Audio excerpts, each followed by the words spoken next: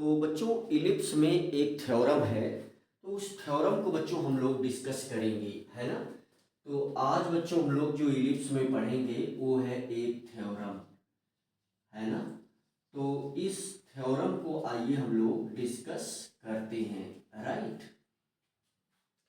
तो बच्चों थ्योरम क्या है उसको लिख भी दिया जाएगा, तो उस थ्योरम को आप समझें कि क्या हम प्रूफ करना चाहते हैं, है ना।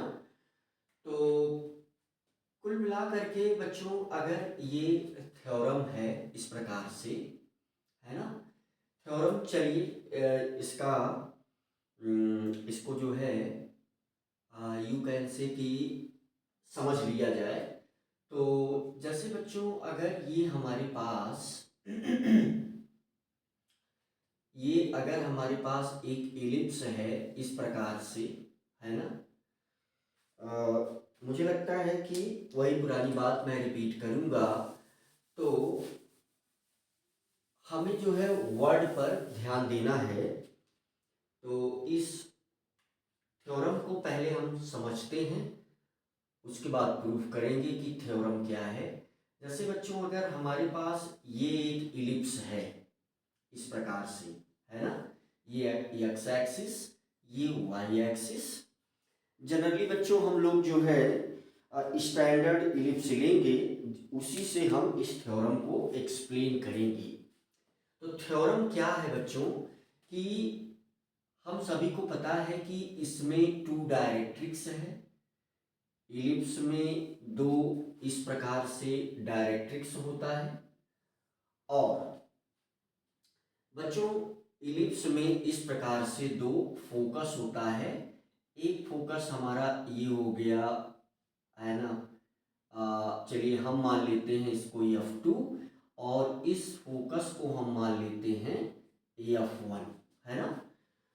तो बच्चों इस इलिप्स पर कोई एक पॉइंट है, हम एज्यूम कर लेते हैं ये पॉइंट P है ना। इसके यहाँ पर इसका कोऑर्डिनेट है x, y, है ना। तो थ्योरम ये है बच्चों कि यहाँ से ये जो डिस्टेंस है PF2 प्लस PF1, ये जो डिस्टेंस है यहाँ से आप देखें, अगर हमने इस ये डिस्टेंस PF2 और PF1 इसका सम हमेशा कांस्टेंट होगा, है ना। तो अगर मैं फिगर से लैंग्वेज ना यूज करूं तो मैं इतना भी लिख दूं कि हमें प्रूफ क्या करना है बच्चों। तो हमको प्रूफ करना है कि यहाँ किसी भी इस जो पॉइंट P का लोकस है ना, इस पर कहीं भी हम पॉइंट ले लें, चाहे जहां भी पॉइंट ले लें, है ना। तो मीन्स PF1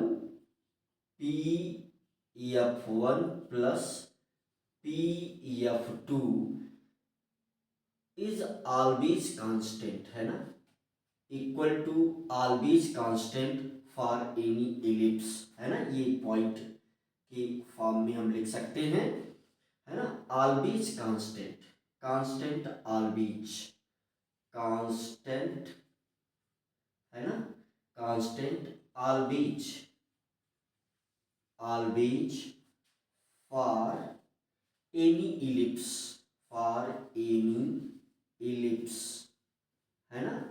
तो मैं अगर थोड़ा सा इसको आपको और क्लियर कर दूं, तो ये जरूरी नहीं है कि पॉइंट यहाँ लिया जाए, पॉइंट कहीं भी लिया जा सकता है। पॉइंट जो है यहाँ आप ले लीजिए, पॉइंट यहाँ ले लीजिए, पॉइंट यहाँ ले लीजिए, पॉइंट इस पर ले लीजिए, कहीं भी पॉइंट ले लीजिए। और मान लीजिए आप हम लोगों ने यहाँ पॉइंट ले लिया, है ना। यहाँ पर एक पॉइंट, अब ये पॉइंट P ही है, तो इसका लोकस, है ना, चल रहा है। हम आपको समझाने के लिए यहाँ पर कोई point you can say Z ले लेते हैं, है ना। मान लेते हैं कि यहाँ कोई पॉइंट है ये जेड, है ना। तो यहाँ पर भी जो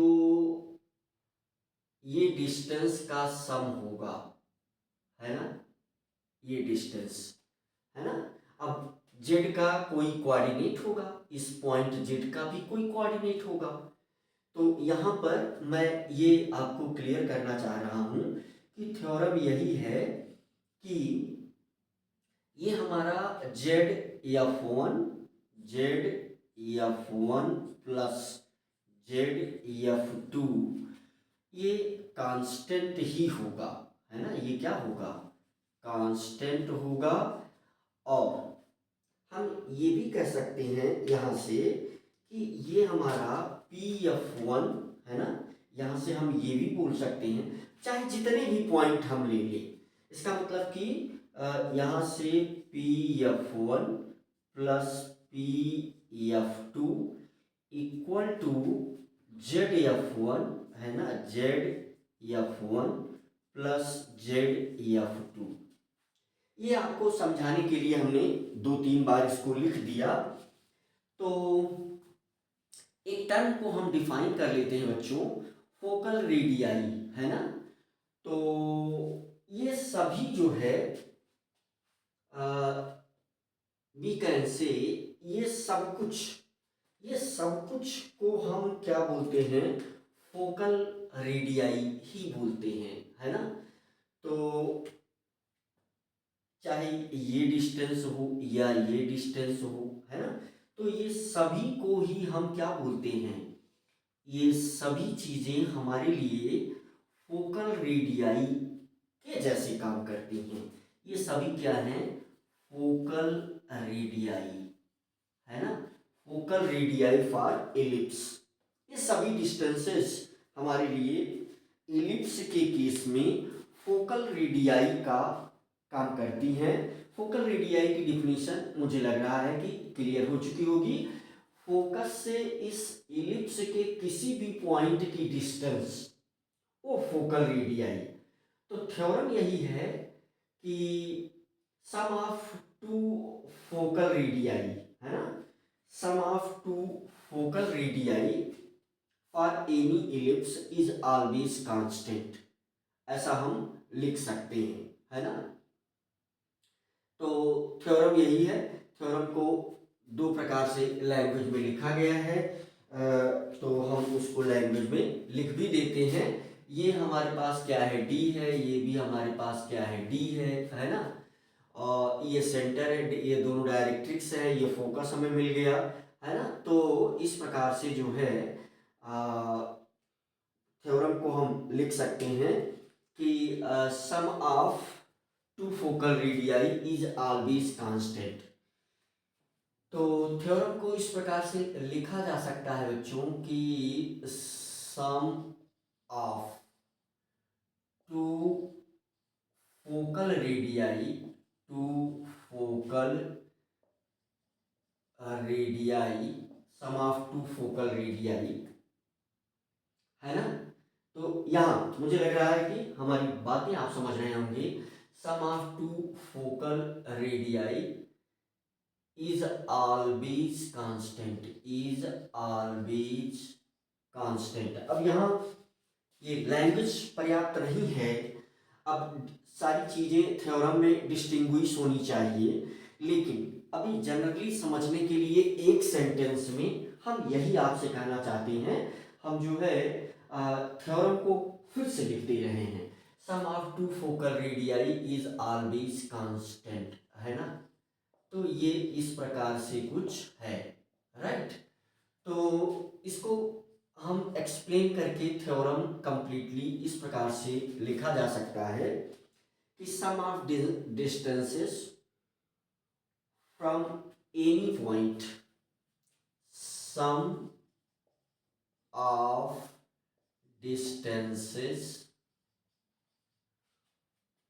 from sum of distances from any point at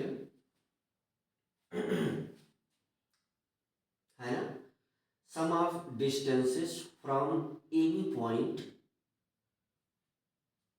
on the ellipse, है ना, sum of distances from any point on ellipse, है ना, sum of distances on ellipse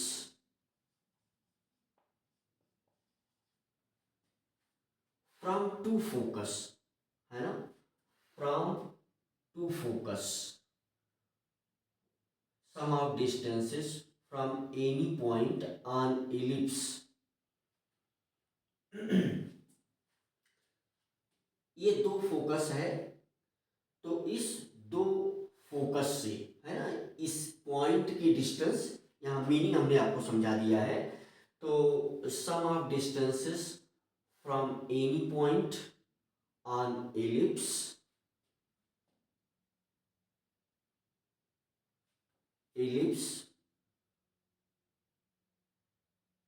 तो इसको हम इस प्रकार से लिख सकते हैं कि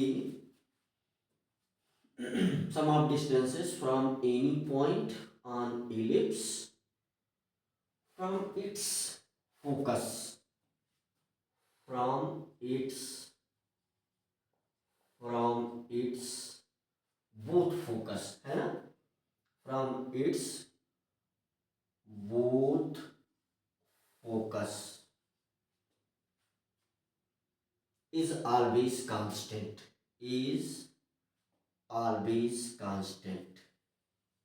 इसका उपयोग है तो is always constant। एक बार हम इसको फिर से रिपीट करते हैं, sum of distances from any point on ellipse, है ना, तो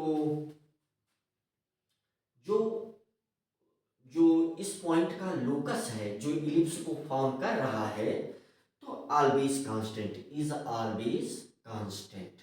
तो इस प्रकार से जो है हम लोग डिफिनीशन दे सकते हैं, है ना। तो इलिप्स की ये थ्योरम के को हम इस प्रकार से बच्चों लिख सकते हैं, राइट। तो आइए हम लोग इसको प्रूफ करते हैं, है ना। तो कैसे प्रूफ करेंगे, तो यहाँ से हम लोग इसको प्रूफ करते हैं, है ना। तो चलिए इसको प्रूफ किया जाए इस प्रकार से हम लोग इसको प्रूफ करेंगे। तो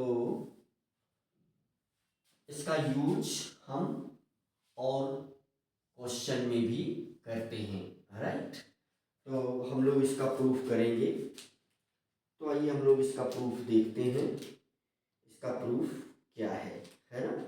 तो ये है इसका प्रूफ आप इस प्रकार से कर सकते हैं। तो हमें क्या करना है बच्चों,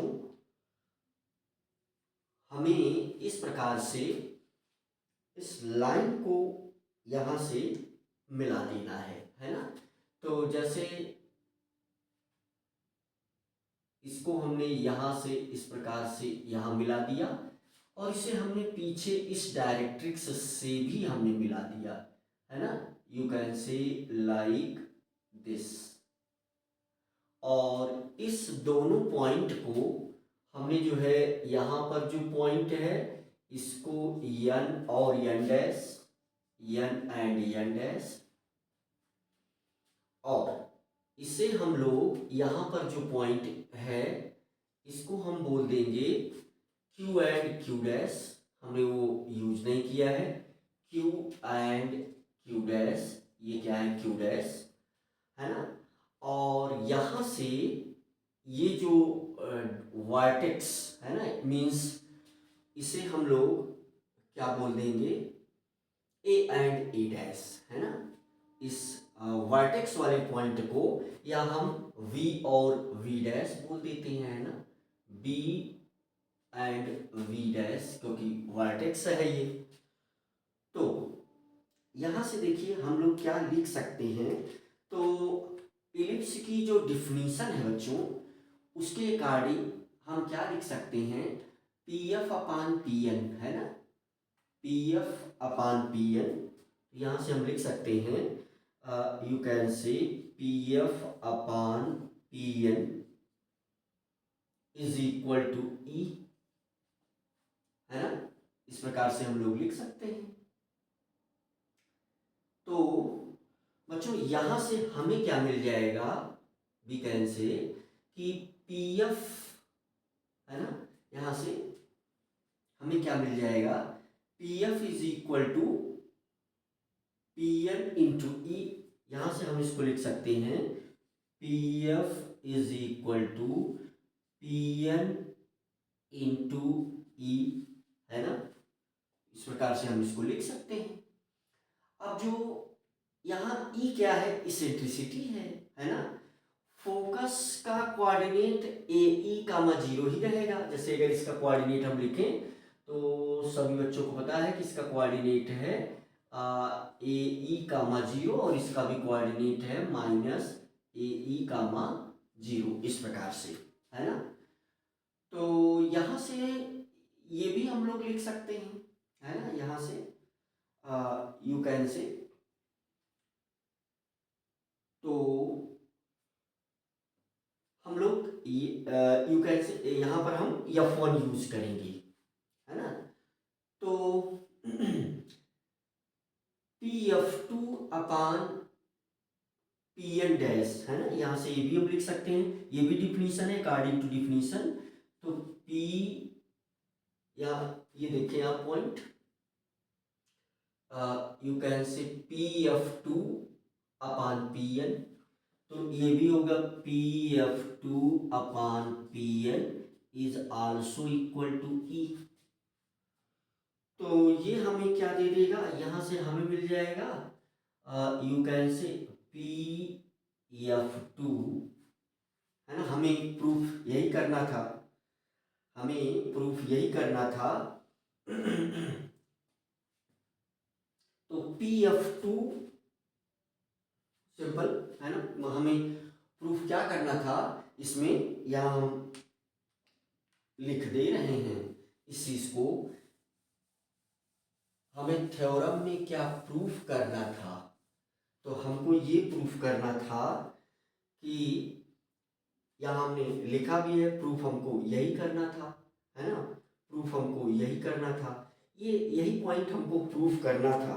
तो चलिए यहाँ हम फिर से लिख देते हैं PF1 plus PF2 is constant, PF1 plus PF2 is equal to constant. ये चीज हमको प्रूफ करना था, है ना। तो चलिए हम लोग यहाँ से प्रूफ करेंगे।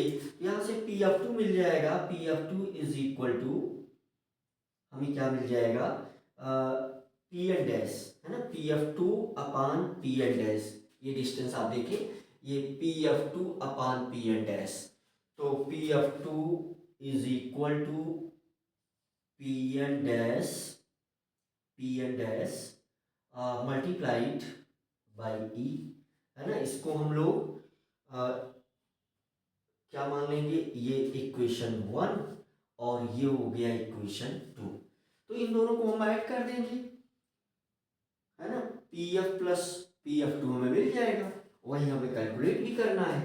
तो यहां से हमने क्या किया, इक्वेशन 1 प्लस 2 कामा बी गेट, हमें क्या मिलेगा, यहां से हमें मिलेगा, है ना, PF1। तो यहां से हमें आपको क्या मिलेगा, यहां से आपको मिलेगा PF1 plus PF2 equal to, है ना,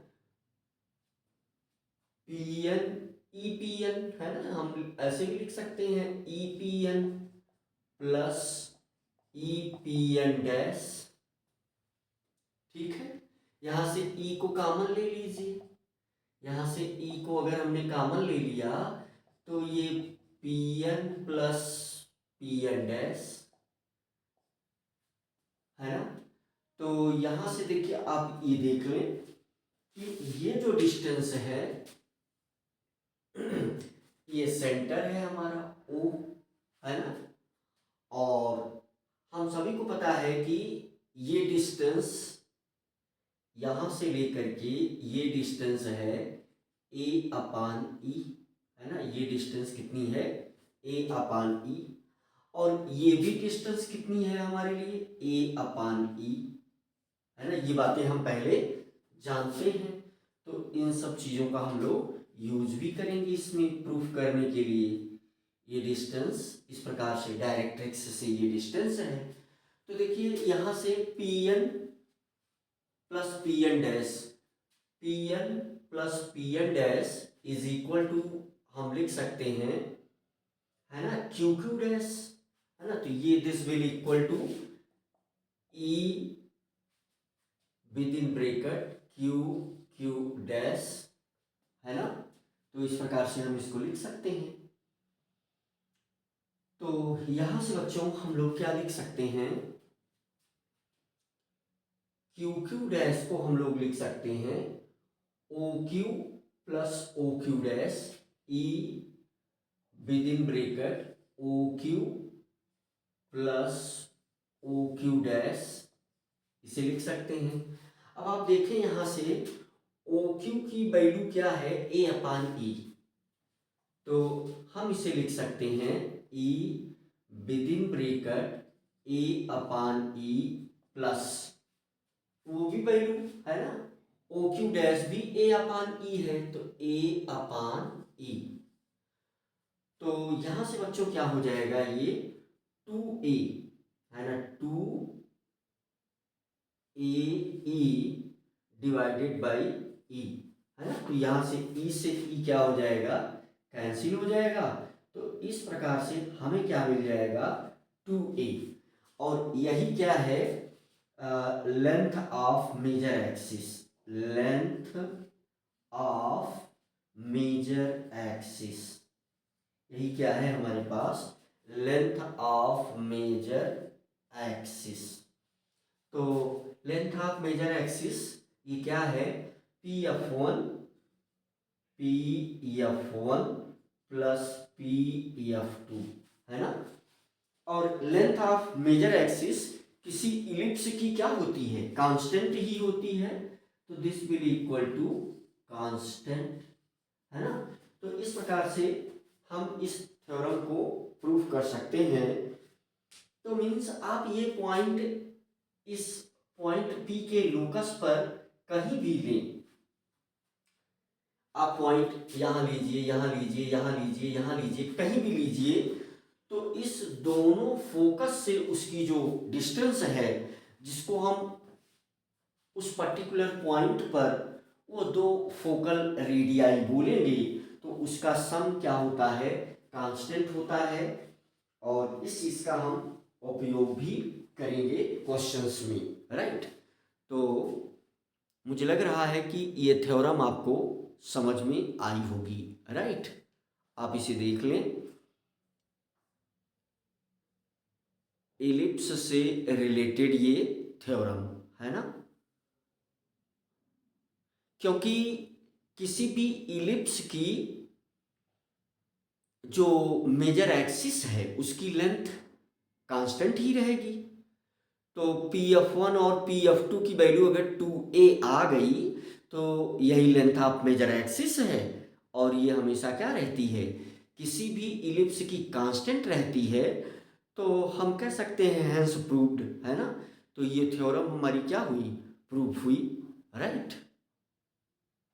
तो बच्चों हम इसको इस प्रकार से भी लिख सकते हैं, है ना, sum of distances of a point, है ना। हम इस थ्योरम को इस प्रकार से, यहाँ भी मैं एक बार पुनः इसको लिख दे रहा हूं, तो इस प्रकार से भी लिख सकते हैं आप, है ना,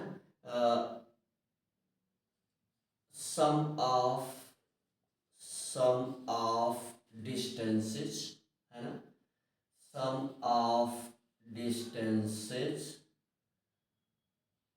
of a point, of a point on ellipse from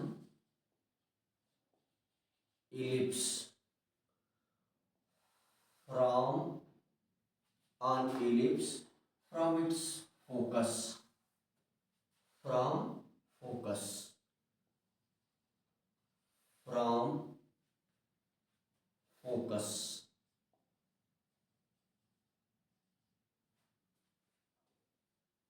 Is always constant. Is always constant and equal to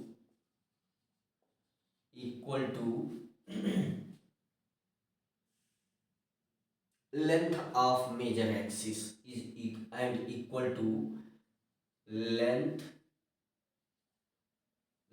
of major axis.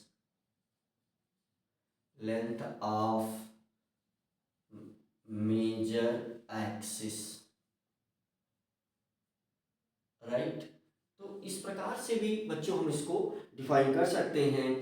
Some of distances of a point on ellipse from focus is always constant and equal to length of major axis। तो ये छोटी सी theorem, और इसका उपयोग कई दूसरी चीज़ों को प्रूव करने में, इलिप्स से रिलेटेड कई अन्य फार्मूलों को प्रूव करने में होता है। तो इसे आप नोट्स में अपने शामिल करेंगे, है ना।